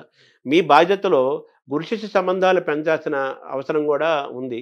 ఆ పట్ల కూడా కృషి జరగాలి కదా. జరగాలి. ఎందుకనంటే పాఠం చెప్పడం వరకే నా కర్తవ్యం తప్ప నా వ్యక్తిగత జీవితం పిల్లల్ని ప్రభావితం చేయడానికి వీల్లేదని చెప్పడం సాధ్యం కాదు. ఎందుకనంటే మీరు చూడండి, ఇది నేను కొత్తగా ఏదో చెప్తున్నది కాదు. చిన్న పిల్లల్ని పాఠశాలకు పంపిస్తారు. వాళ్ళు పాఠశాల నుంచి వచ్చేసి ఓ తువ్వాలో, ఓ పొడుగైన బట్టో, ఓ చీరలా చుట్టుకుని, ఓ శుద్ధ మొక్క కట్టుకుని పాఠశాలలో టీచర్ గారు పిల్లల్ని ఎలా పిలుస్తారో అలా వాళ్ళు రకరకాల పేర్లతో పిలుస్తూ ఆ టీచర్ని అనుకరిస్తారు. బోర్డు మీద రాస్తున్నట్టు, sit down, don't make noise అని ఆ పిల్లలు ఎవరో ఉంటారు స్కూల్లో, హంసిని డోంట్ టాక్, అలా ఆ టీచర్లో పరకాయ ప్రవేశం చేసి వీళ్ళు టీచర్ని అనుకరిస్తూ ఇంట్లో టీచర్ ఆటను ఆడుకుంటారు. ఇంట్లో టీచర్ ఆట ఆడుకోని పిల్లలు నేను చూడాల, ప్రతి పిల్ల ఆడుతుంది. అంటే అంత తొందరగా చిన్నప్పటి నుంచి ప్రభావితం చేసేది ఎవరు అంటే పాఠం చెప్పేటటువంటి గురువు. గురువు వ్యక్తిగత జీవితం కూడా శిష్యుడి మీద అంత ప్రభావము చూపిస్తుంది. ఆయన నైతిక విలువలు, ఆయన మార్గదర్శనం చేసే విధానం, ఆయన ఉద్ధాన పతలాలు ఎదుర్కొన్న తీరు, ఆయన ఎలా విలువలకు కట్టుబడతాడు అన్నది పిల్లల్ని చాలా ప్రభావితం చేస్తుంది. అందుకని మనం ఏ వస్తువుని ముట్టుకుంటున్నాము అన్నదాన్ని బట్టి ముట్టుకుంటున్న వాడికి కూడా దానికి తగినటువంటి రీతిలో ఉండవలసిన అవసరం ఉంటుంది. అందుకని గురువులు కూడా పిల్లలు సక్రమంగా ప్రభావితులయ్యేటట్టుగా వ్యక్తిగత జీవితంలో క్రమశిక్షణ పాటించడం అవసరం అయి ఉంటుందండి. అంటే మీరు ఇందాక అన్నారు, పిల్లల్లోని ప్రతిభని, పిల్లలోని ఆసక్తిని గమనించే వాళ్ళ తల్లిదండ్రులు పిల్లల్ని వాచ్ చేస్తూ వాళ్ళలో ఉన్న ప్రతిభని గమనించి వాళ్ళు ఆ విధంగా అటువైపు తీసుకెళ్తే వాళ్ళు గొప్పవాళ్ళు అవుతారు. ఎంచుకుని ఏ రంగమైనా కావచ్చు, సంగీతం కావచ్చు, సాహిత్యం కావచ్చు, మ్యాథమెటిక్స్ కావచ్చు. అలాగే గురువులు కూడా విద్యార్థిలోని ప్రతిభని గమనించి ప్రోత్సహించి మార్గదర్శనం చేసేవాడు. గురువు యొక్క పాత్ర కూడా చాలా గొప్పది కదా, చాలా గొప్పదండి. సో తల్లిదండ్రులకి ఎలాగైతే పెంపకము ఎలాగైతే మనం అనుకున్నామో వాళ్ళకు కూడా క్లాసులు చెప్పాలి, వాళ్ళకు కూడా మనం బోధించాలి, వాళ్ళలో కూడా మార్పు రావాలి అని అనుకుంటున్నాము. గురువులకు కూడా పాఠాలు చెప్పాల్సిన పరిస్థితిలోకి వచ్చేసింది కదా ఇప్పుడు. అవి కూడా చేపడతారా మీరు? అది కూడా అంటే నాకు తెలిసినంత వరకు గురువులు క్రమశిక్షణాయుతంగానే ఉంటారు. కాకపోతే వాళ్ళ యొక్క గొప్పతనాన్ని, వాళ్ళ యొక్క కర్తవ్యత నిష్టని వాళ్ళు సమాజ నిర్మాణంలో ఎంత కీలకమైన పాత్ర పోషిస్తున్నారు అన్నది వాళ్ళు ఒక్కసారి జ్ఞాపకం తెచ్చుకొని మేము ఇంత గొప్ప స్థితిలో ఉన్నాం, ఇంత గొప్ప ప్రభావితం చేయగలిగిన స్థితిని పొంది ఉన్నామని సంతోషించి పునరంకితం కావడానికి వాళ్ళకి కూడా అవసరమే.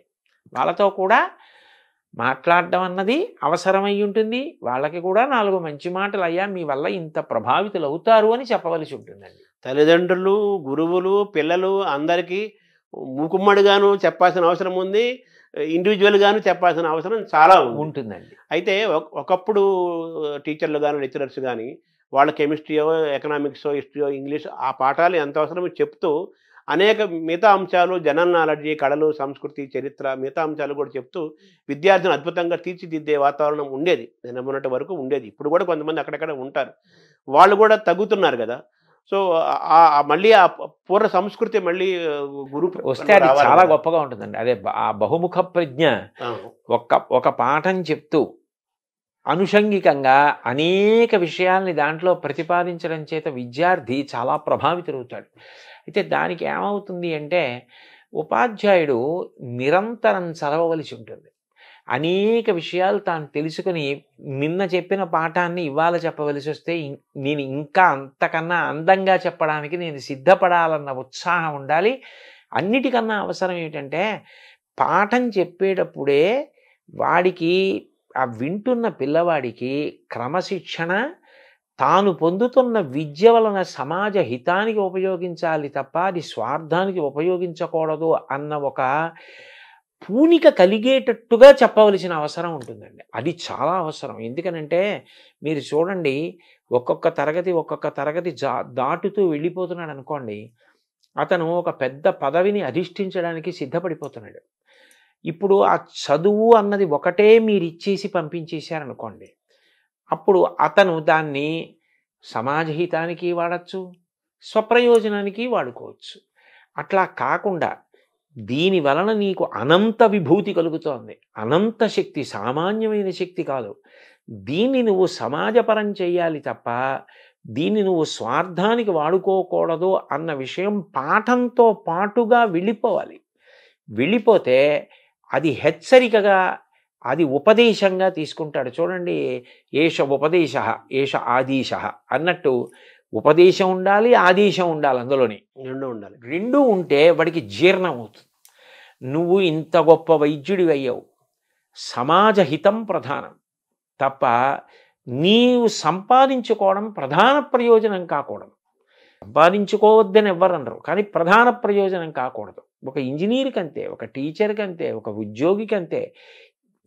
ఎంత గొప్ప స్థితికి వెడుతున్నాడో అంతగా సమాజ హితాన్ని చూడడం అలవాటు కావాలి.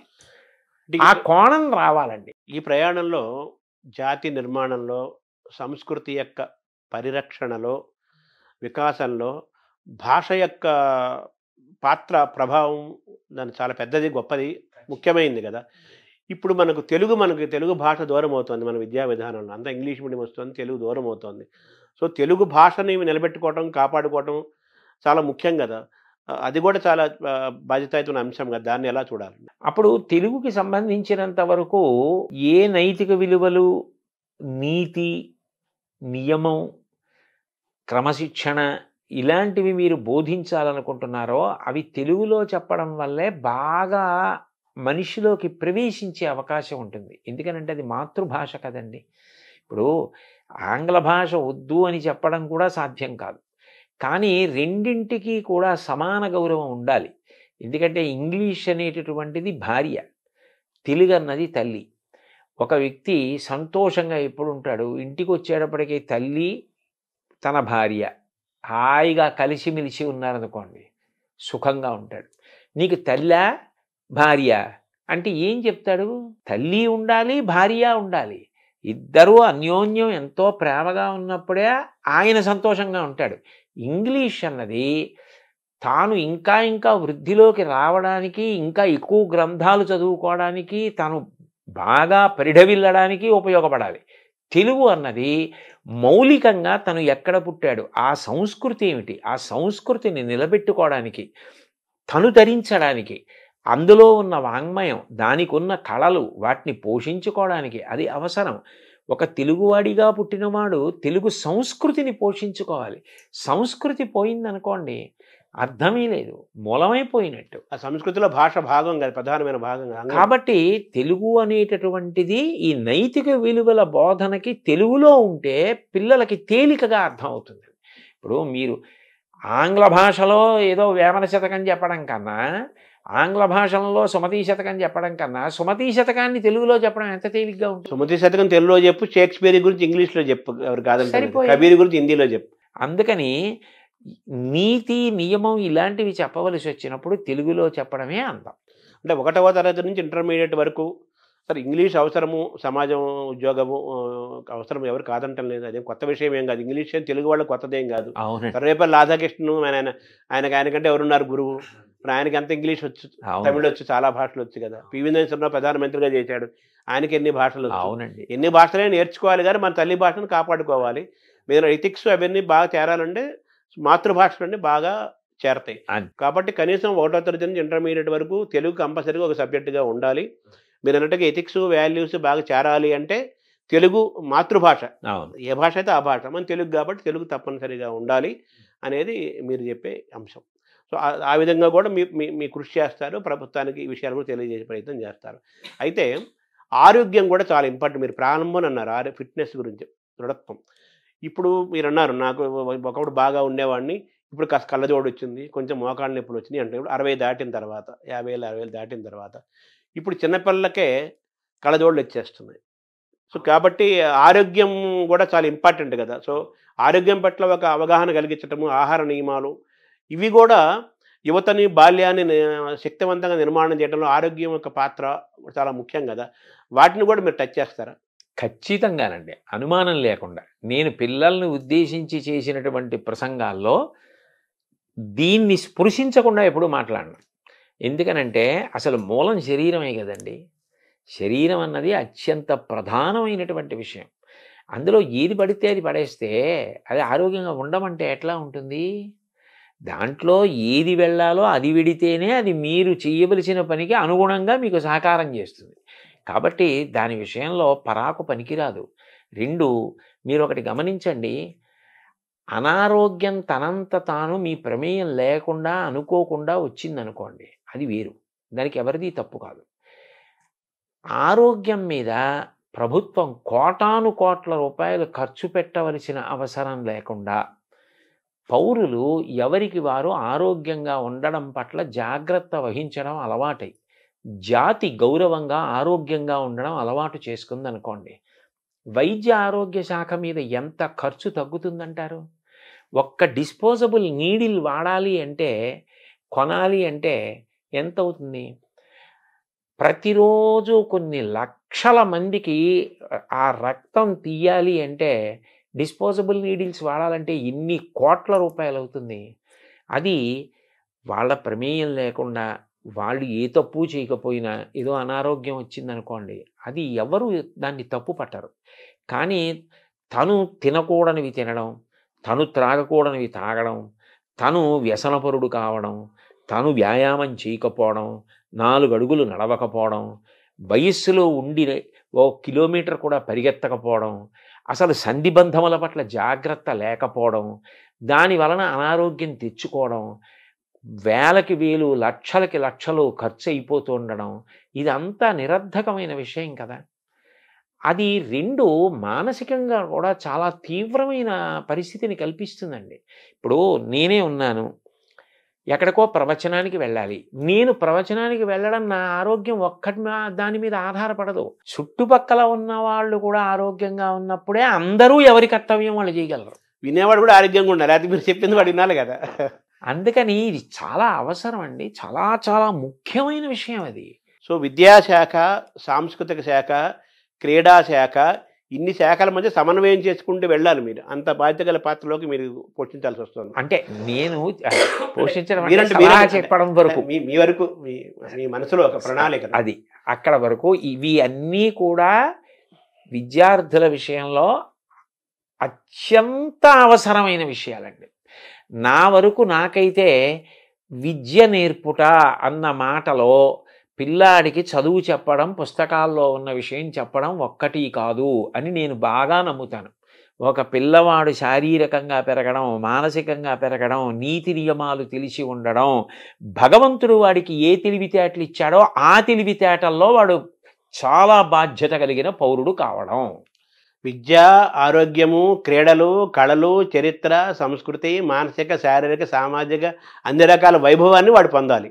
పొందితే అమ్మో, లేకపోతే తరం మారేటప్పటికీ దేశం ఇంకా ఉన్నతిని పొందాలి. కానీ దేశం పతనం వైపుకి వెడితే ఎక్కడో తేడా జరుగుతోంది, ఎక్కడో దోషం జరుగుతోందని గుర్తు కదండి.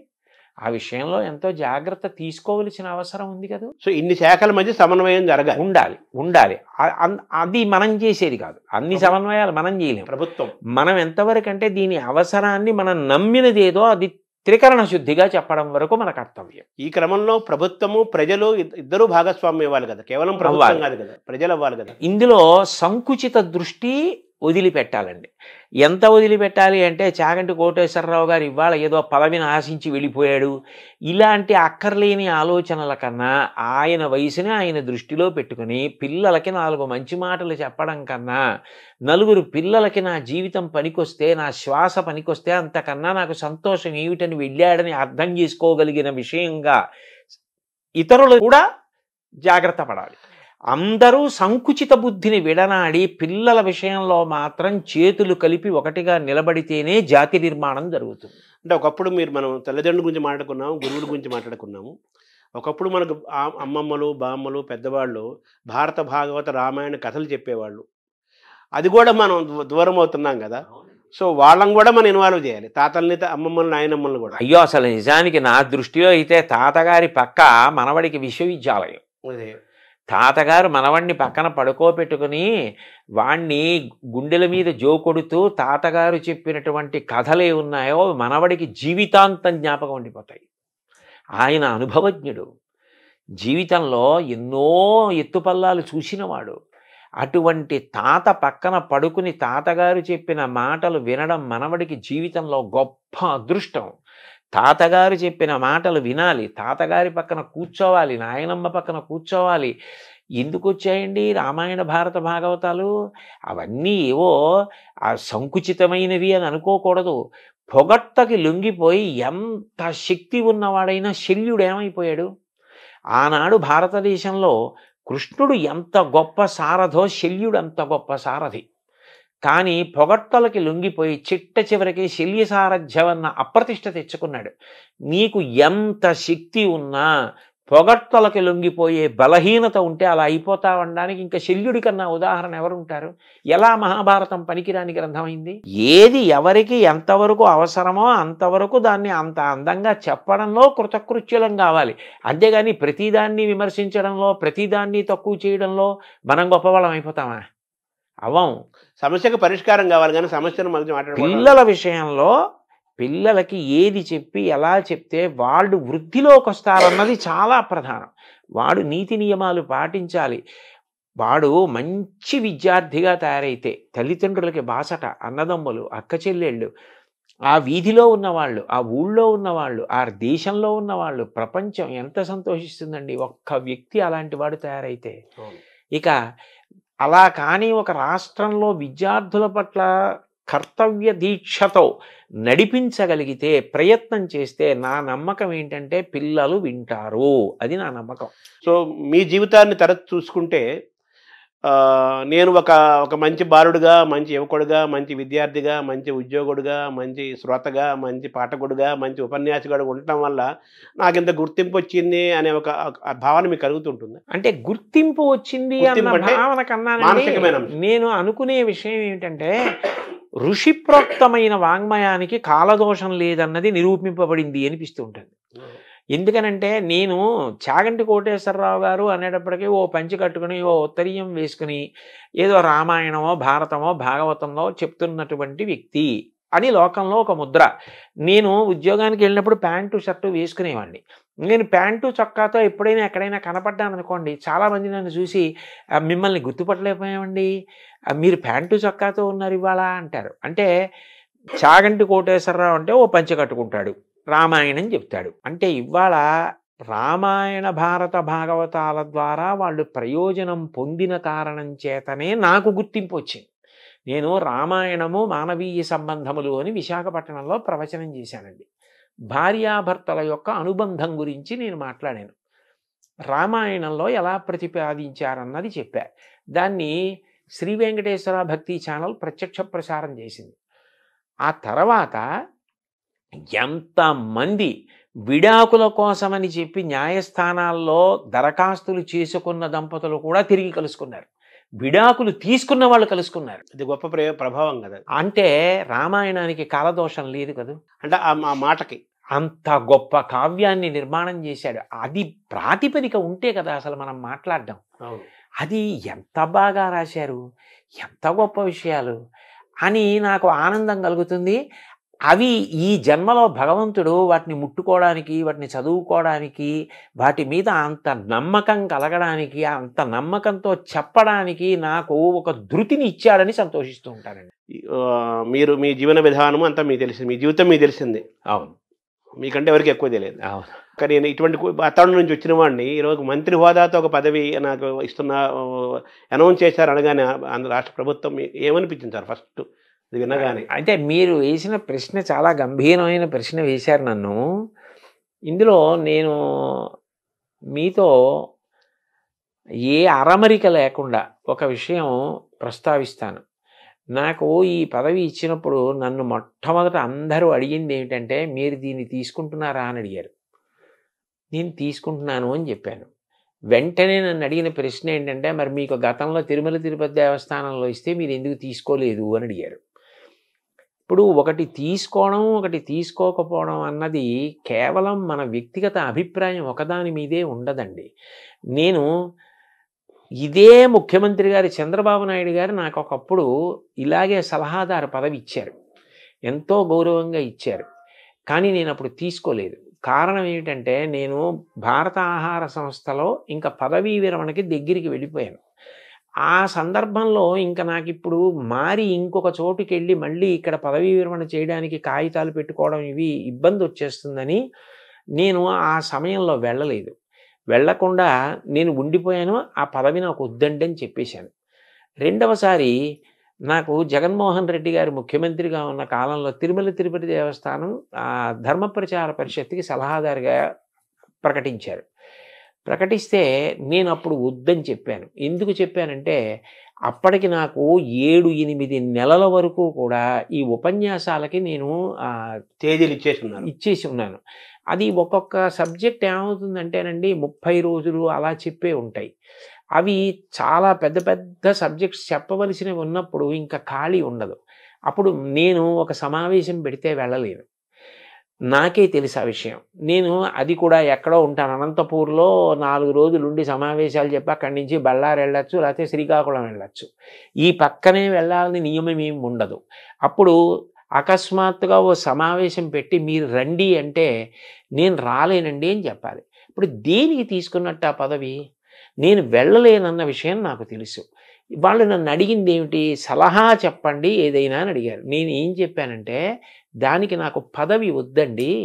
కారణం ఏమంటే నేను ఇంత ఒత్తిడిలో ఉన్నాను, నేను రాలేని సమావేశాలకి.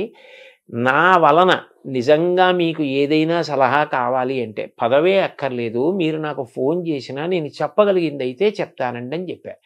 అట్లాగే నేను చెప్పిన ప్రవచనాలు వెంకటేశ్వర భక్తి ఛానల్ వారు ఎన్నో సంవత్సరాలుగా వేస్తున్నారు. నేను ఎప్పుడు వాళ్ళు ఏది అడిగినా నేను చెప్పినవి వాళ్ళకి ఇచ్చా. నేను ఎవరి దగ్గర పైసా పుచ్చుకోను. అందుకని అప్పుడు ఆ పదవి తీసుకోలేదు. ఇప్పుడు పదవీ విరమణ చేసేసాను. ఇప్పుడు నాకు ఏదో కొన్ని ఉపన్యాసాలు నేను ఒప్పుకున్న ఉన్నాయి. కానీ నేను దీని గురించి ఒక స్పష్టత వచ్చి పిల్లలకి చెప్పడానికి నేను కాలాన్ని ప్రణాళిక చేసుకోవడానికి నాకు అవకాశం ఉన్నటువంటి సమయం. అందుకని ఇది అంగీకరించాను. కానీ యథార్థానికి నాకు ఈ స్థాయి కావాలి, ఆ స్థాయి కావాలని నేను అడగలేదు. బహుశా ఏ ప్రేమ చేతనో లేకపోతే ఈయనకి ఇచ్చిన కర్తవ్య నిర్వహణలో ఇది ఆయనకి సానుకూలం అవుతుంది అన్న ప్రేమ చేతనో వారు అట్లా ప్రకటించారు. దాన్ని నేను కూడా అంతే సహృదయంతో స్వీకరించా. కానీ నా ప్రధానమైన ఉద్దేశ్యం మాత్రం ఒక్కటే, నేను పిల్లలకి ఉపయోగపడగలిగిన 4 మంచి మాటలు పిల్లలకి చెప్పగలిగిన నా వల్ల ఒక్క పిల్లవాడు తన మార్గాన్ని మార్చుకుని చెడు వైపుకు వెడుతున్న పిల్లవాడు ఇది చెడు వద్దు అని మారగలిగిన నీ దేశానికి గొప్ప సేవ చేసినట్లు భావిస్తా. ఎందుకనంటే మీరు ఆలోచించండి, ఒక్క పిల్లవాడు గాడి తప్పి ఒక తప్పు వైపుకు వెళ్ళిపోతే వాడు రేపొద్దున్న ఎంత పెద్ద నేరస్తుడవుతాడో, ఎంత ప్రమాదకరమైన వ్యక్తి అవుతాడో, వాడి వల్ల దేశానికే ఎంత అప్రతిష్ట వస్తుందో. నేను చెప్పిన మాటలు ఒక్క పిల్లాడినటువంటి మార్గం నుంచి తప్పించగలిగాయి అనుకోండి. మా అమ్మ 9 నెలలు కష్టపడి కని ప్రసవ వేదన పొంది నన్ను ప్రసవించినందుకు నా జన్మకి సార్థక్యం. ఒకటి మాత్రం నేను మనసు విప్పి త్రికరణ శుద్ధిగా చెప్తున్నాను శర్మగారు మీకు, నేను బ్రతికినంత కాలం బ్రతకను. ఎందుకనంటే 65 ఏళ్ళు వచ్చాయి. ఇంకో 65 ఏళ్ళు మాత్రం ఒక్కనాటికి బ్రతకను. నాకు ఎంతో ఓపిక ఉండే కాలం మహా అయితే ఇంకొక 6 ఏళ్ళు 7 ఏళ్ళు. ఆ తర్వాత శరీరం శిథిలం అవడం అనేది సహజంగా ఉంటుంది. ఇంత ఓపిక కూడా ఉండదు. ఇంతకాలం నయా పైసా ఆశించకుండా ఆధ్యాత్మిక ప్రవచనాలు చేశా. నా కోరిక ఏమిటంటే ప్రవచనాలు మానేస్తానని కాదు, కానీ 10 మంది పిల్లలకి నేను ఉపయోగపడగలిగితే, తల్లిదండ్రులకి, కుటుంబాలకి, ప్రభుత్వాలకి, దేశానికి నేను ఇంతకన్నా ఏ సేవ చెయ్యాలి? నాకు భగవంతుడు వాక్కునిచ్చాడు. ఆ మంచి మాటలు నేను పిల్లలకి చెప్పి 10 మంది పిల్లల్ని బాగు చేయగలిగితే ఈ దేశంలో పుట్టినందుకు ఈ దేశమాత రుణం తీర్చుకోలేను. కానీ ఆ తల్లి వీడు నా కడుపున ఈ దేశంలో పుట్టినందుకు వీడు త్రికరణ శుద్ధిగా భవిష్యత్ తరాల కోసం తాపత్రయపడ్డాడని భరతమాత సంతోషిస్తే నాకు చాలు. అదే 10,000 దాని కొరకు అంగీకరించాను. కానండి నిజానికి ఇతర విషయాలు వాళ్ళు ప్రేమతోటి గౌరవంతో ఇది బహుశా ఈయనకి ఉపయోగపడుతుందని కల్పించిన స్థానం అని నేను అనుకుంటున్నాను. దానివల్ల మీకు సహజంగా తీసుకున్నారు. నేను ఎవరిని ఇది ఇవ్వండి అని ఎప్పుడు అడగలేదండి. అది కూడా కేంద్ర మంత్రి హేమరెడ్డి హోదా అన్నా కదా, సహజంగా తీసుకున్నారుగా. దానికే మీరు అది వస్తుందని ఇది తీసుకోలేదు. ఇది చెయ్యాలి కాబట్టి ఒప్పుకున్నాను అంతే. వాళ్ళు ఏదో ఏర్పరిచారని. అయితే మీ కార్యక్షేత్రము ఎలా ఉంటుంది? తర్వాత మీ ఏ స్వేచ్ఛతో మీరు ప్రవచనాలు చెప్పటము, గో సంరక్షణ ఏం నడుస్తూనే ఉంటాయి. అయ్యో అది ఇప్పుడు అకస్మాత్తుగా పూజ పూర్తయితే అక్షతలు నీళ్లు వదిలేసినట్టు వదిలేసేది కాదు కదండి. అది నా సప్తధాతువుల్లో జీర్ణం అయిపోయిన విషయం. అవును, అది నాకు ఎంతో సంతోషకరం. అది నేను వదిలిపెట్టేయలేను. నేను ఎప్పుడూ భగవంతుణ్ణి ప్రార్థన చేసేది కూడా ఒకటే. నేను ఒక ప్రవచనం చేసేటప్పుడు నా దృష్టి అన్య విషయాల వైపుకి వెళ్ళదు. ఎప్పుడైనా పూజ చేసేటప్పుడు వెళ్ళొచ్చేమో, జపం చేసుకునేటప్పుడు వెళ్ళొచ్చేమో, ప్రవచనం చేసేటప్పుడు కుదరదు. ప్రవచనం చేసేటప్పుడు దాని మీదే ఉంటుంది దృష్టి. అంటే ప్రవచనం చేసేటప్పుడు నేను వెళ్ళిపోగలిగితే భగవంతుని వైపే దృష్టి పెట్టి వెళ్ళిపోతానని నాకు ఒక పెద్ద ఆశ. అలాంటిది నేను ప్రవచనాలు వదిలేస్తానని ఎలా అనుకుంటాం? వదలలేను. కానీ నేననేది ఏంటంటే ప్రవచనానికి విద్యార్థులకి సంబంధం లేదని అనుకోకూడదు. నేను మొన్న విశాఖపట్నంలో ప్రవచనానికి వెళుతుంటే బోలెంతమంది పిల్లలు ఉన్నారు. నేను ఎందుకో వచ్చారు లా ఉందనుకుని సభలోకి వెళ్ళిపోయారు. రెండో రోజు కూడా సభలోకి వెళుతుంటే పిల్లలు అందరూ ఉన్నారు. నేను అందులో ఒక అమ్మాయిని పిలిచి అడిగా, అమ్మాయి ఏమి నువ్వు వచ్చావు అని అడిగాను. అడిగితే ఆ పిల్లంది, మాకు ఇది ఆధ్యాత్మిక ప్రవచనంలా అనిపించదండి, మాకు ఇందులో మేము పాటించవలసిన విషయాలు అనేకం అర్థమవుతున్నాయి. రాటు పోటు తట్టుకుని నిలబడ్డం అంటే ఏమిటి అన్నది మేము రాముడి గురించి మీరు చెప్తున్నప్పుడు వింటున్నాం. ఏ వయసు అమ్మాయి సార్ అప్పుడు? ఆ అమ్మాయి ఆ పక్కనే గాయత్రి ఇంజనీరింగ్ కాలేజ్ అని ఉంది, అందులో చదువుకుంటున్నటువంటి పిల్ల. అంటే ప్రవచనంలోనే అంతర్భాగంగా వాళ్ళు ఏరుకోగలుగుతున్నారు. ఎవరికి కావలసింది వాళ్ళు ఏరుకుంటున్నారు. అప్పుడు ప్రవచనం మాత్రం పిల్లలకి పనికొచ్చేది కాదని ఎలా అనగలరు? దానికి ప్రవచనం అవుతుంది అంతే కదా కదా. అందుకని చెప్పి అది నడుస్తుంది, ఇది నడుస్తుంది. కానీ కేవలం పిల్లల కోసమని ప్రభుత్వ పరంగా నాకున్న ప్రయోజనం ఏమిటంటేనండి, ప్రభుత్వానికి ఒక శక్తి ఉంటుంది. పిల్లలందరినీ కూర్చోపెట్టగలదు, ఉపాధ్యాయుల్ని కూర్చోపెట్టగలదు, తల్లిదండ్రుల్ని కూర్చోపెట్టగలదు. ఎక్కడైనా సమన్వయంలో మనం ఈ మార్పు చేద్దాం, ఇది బాగుంటుంది అనిపించింది అనుకోండి, చెయ్యగలదు. వాళ్ళది సార్వభౌమాధికారం. అప్పుడు నేను ఈ దేనికోసం ప్రయత్నిస్తున్నానో అది సాధించడం తేలిక. అంటే మనం అనుకున్న విద్యా నిర్మాణం పని చేయగలదు. వాళ్ళ చేతిలో వ్యవస్థలు ఉంటాయి. తర్వాత వాళ్ళు జీవో తీసుకొచ్చి పాలసీస్ తీసుకొచ్చేసి అన్ని విద్యా విధానం అన్ని మార్పులు చేర్పులు చేయగలుగుతారు. ఇలాంటి వాతావరణం ఉంటే మంచి విద్యార్థులు తయారవుతారు, మంచి యువత తయారవుతారు అని చెప్తే మీరు చేయడానికి వాళ్ళకి గవర్నమెంట్ కాబట్టి అది అవకాశం ఉంటుంది. అందుకని నేను ఆ పదవిని స్వీకరించడానికి కారణం అండి. మీ కార్యక్షేత్రం ఎక్కడ ఉంటుంది? నేను ఎక్కడ ఉంటే అదే కార్యక్షేత్రం. అంతే, ఈ స్వేచ్ఛ మీదే. అంటే ఎందుకనంటే నేను ఎప్పుడు ఎక్కడ మాట్లాడుతున్నా ఇది మాత్రం మరింత బాగా గుర్తు పెట్టుకుని ఉంటాను. ఎందుకంటే సభలో 10 మంది పిల్లలున్నా పిల్లలకి పనికొచ్చే మాట కూడా కలపడానికి ప్రయత్నం చేస్తూనే ఉంటాను. అప్పుడు నేను ఎప్పుడు ఎక్కడ ఏది మాట్లాడుతున్నా నాది కార్యక్షేత్రంగానే మాట్లాడుతూ ఉంటాను. సో మీలో ఉన్న ఆనందాన్ని గమనిస్తుంటే ఏదో స్కూల్ కొత్త పుస్తకాలు గురించి పిల్లవాడు ఎంత ఆనందపడతాడో అలాగా మీరు నాకు చాలా ఇష్టమైన పనికి మీకు బాగా దగ్గర అవుతున్నాననే ఒక ఆనందం మీరు నాకు అనిపిస్తుంది. చాలా సంతోషం శర్మ గారు. మీతో నేను మనసు విప్పి ఈ సందర్భంలో ఒక విషయం చెప్తా. సాధారణంగా ప్రవచనాలకి పిలిచేవాళ్ళు ఏదో రామాయణం చెప్పండి, భారతం చెప్పండి, భాగవతం చెప్తాను అంటారు. నేను అంత సంతోషంగా చెప్తా. కానీ పిల్లలకి చెప్పడానికి అన్న కోరిక తీరాలని నేను పదవీ విరమణ చేసేసిన తర్వాత ధర్మవర్ధిని అని ఒక సంస్థని పెట్టి నేను ₹1,00,000 ఇచ్చాను ఆ సంస్థకి. ఇచ్చి ఆ సంస్థ పని ఏమిటంటే పిల్లలను ఉద్దేశించి మాట్లాడడం. దానికోసం ఒక పుస్తకం కూడా తయారు చేసి శ్రీకాకుళంలో డాక్టర్ హర్షవల్లి గారని నాకు సోదరీ సమానురాలు, ఆవిడ దగ్గర ఆ పుస్తకాన్ని ఆవిష్కరించి పిల్లలకు ఉచితంగా ఇచ్చి వాళ్ళకి శిక్షణా తరగతులు నడిపాం.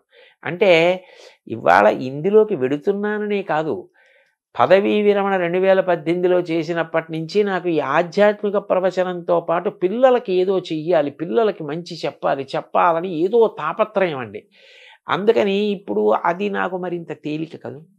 అందుకని సంతోషంగా అంగీకరించాను.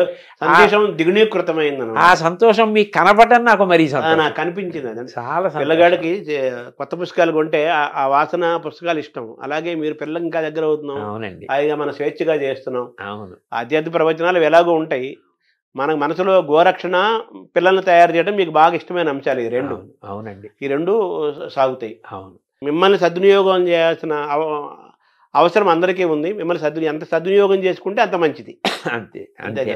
నమస్కారం సార్. చాలా సంతోషం శర్మ గారు.